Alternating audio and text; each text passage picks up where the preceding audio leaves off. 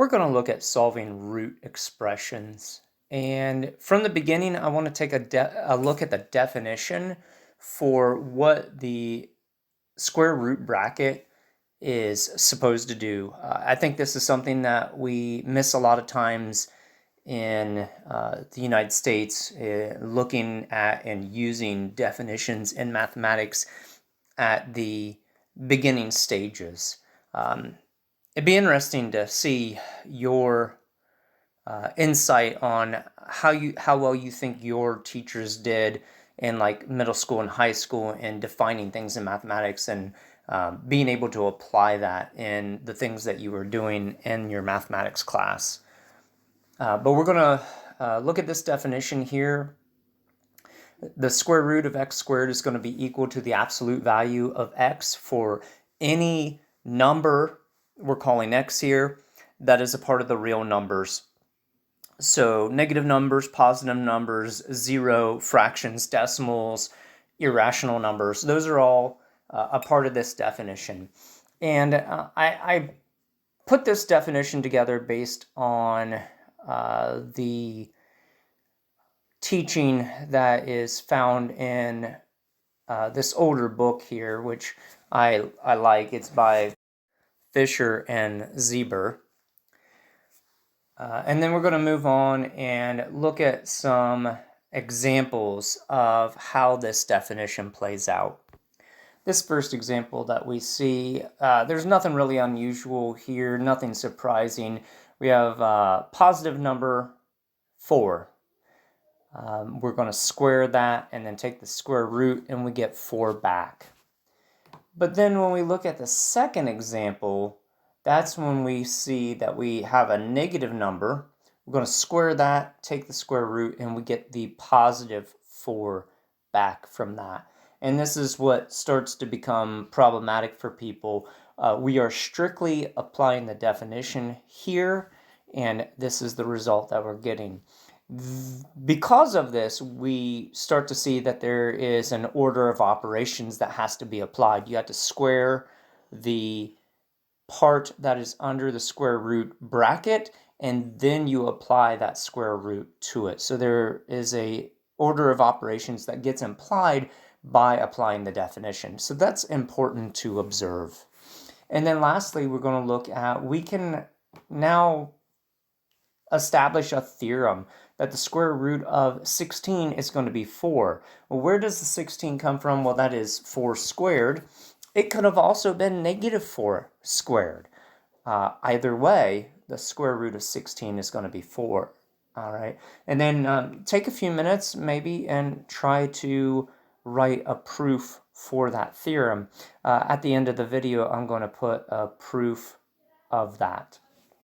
Now that we've established a definition, we're going to look at solving some equations that involve a square root, and I want to establish a working order for how to do this. One of the first things that we want to do is we want to isolate the square root portion of the equation on one side and then put everything else on the other side of the equation. We're going to use our normal algebra skills of adding and subtracting, multiplying and dividing until we get that result. And then once we have that, we are going to square both sides and then proceed again to add, subtract, multiply, and divide until we get x isolated. And then lastly, we have to check for extraneous solutions. An extraneous solution means that we've done all the work correctly, but the result that we get at the end does not actually answer the question we were asked, which is what x makes this equation true. So it's very imperative that we check problems where we have root expression. So let's work through exercise 1 here. The first thing we're going to do is we are going to subtract the 4 from both sides because that is the 4 that's being added on there to the square root expression there. And again, doing that on both sides because this is an equation, we need balance. So that simplifies out, and at that point we have the first goal met, and we're going to go ahead and square both sides. And the squaring of a square root is an inverse operation, so that just allows us to have the part that's under the square root there exposed to be able to be worked with next. And then of course you have to do the calculation on the right hand side there and square the 23. Then we just go through the process again. We're going to add 5 to both sides to eliminate that 5, and we're left with x equals 531. Now that we have x, we have to do that final step of checking for extraneous solutions, because 531 may not actually answer the question. So we got to go ahead and go through that process. We plug 531 back into the original expression that we are solving, and we just work through the algebra simplifying things until we get a number equals the right hand side. In this case, we get 27 is equal to 27, which means that's a true statement. That's a reflexive thing. And that confirms to us that x equals 531 is the correct solution for the original question that we were asked. As we look at exercise 2, we see that the constant number and the square root portion are reversed here. They've been commuted, and it doesn't matter to our problem solving. We're going to go ahead and subtract that 6 out first. Do that on both sides, simplify. And then we haven't achieved goal 1 yet, though you may be mistaken in thinking that. There's that 2 that's being multiplied onto the square root. We have to eliminate that. So we're going to multiply by reciprocals on both sides. We're going to multiply a half on both sides. 2 times a half is 1, and then 1 times the square root portion is just the square root portion, and that allows us to achieve our goal. From there, we can square both sides, simplifying both the left and the right hand side, so we end up with x minus 4 is equal to 1,560 and 25 hundredths. From there, we're going to add 4 to both sides there, and that gives us an x. And then now we have to do that step 6 again. We need to check for the extraneous solution. So we're going to plug that back into the original, and then just go step by step and follow through simplifying that. And we do see that this again comes out to that reflexive solution where 85 is equal to 85. So we know again that x is the solution that we were looking for. It's the 1,564 and 25 hundredths.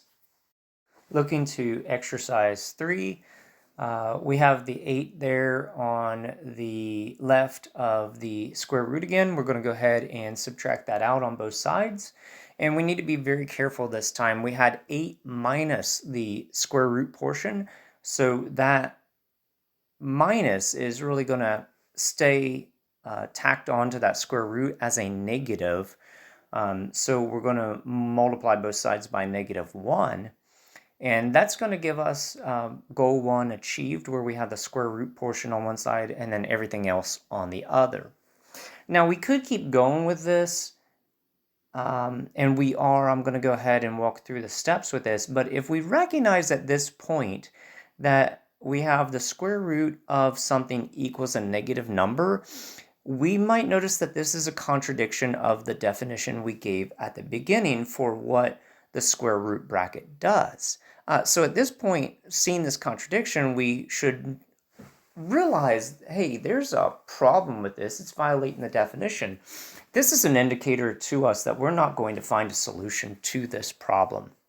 But we're going to go ahead and go on with the steps, and then we're going to see this verified for us as we go through the same process that we've done with exercise 1 and 2. So we're going to square both sides. We're going to add the 3 to both sides, and we're going to get that x is equal to 67. This is our second goal of x equals some number. And then we're going to go through the process of checking for extraneous solutions. We're going to plug 67 back into the original. We're going to go through the simplification. And eventually we get this 8 minus 8, which gives us 0. And of course, 0 is not equal to 16. That's a false statement.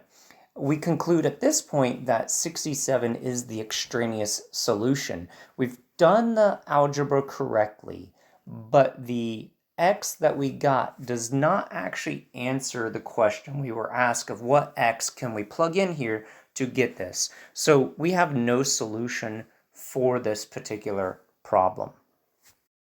If you haven't already tried to do the proof of Theorem 1, go ahead and pause your video, try that, and then play the video again and see the proof that I put together. And then following that's going to be one more exercise that you can try for yourself.